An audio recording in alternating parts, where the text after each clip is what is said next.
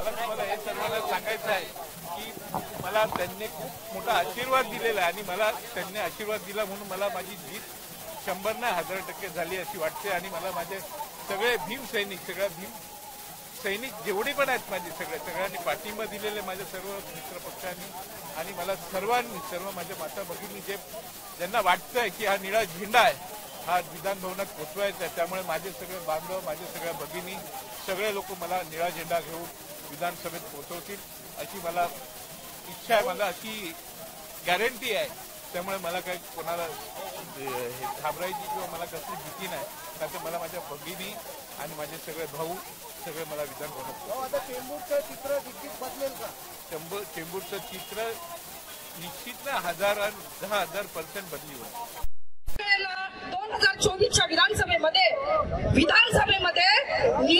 मी पहिल्यांदा या निवडणुकीमध्ये कोणत्याही राजकीय स्टेजवर आलेली आहे आणि हा राजकीय स्टेज नाहीये बंधूंनो।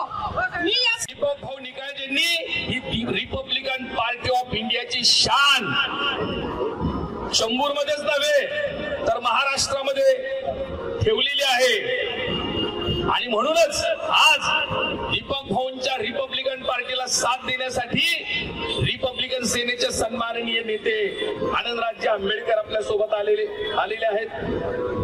भीमबाबा या झेंड्याखाली त्यांनी घातलेलं आहे। आज त्यांच्याकडे मालमत्ता संपत्ती सर्व असता सुद्धा त्यांना आंबेडकर चळवळीमधील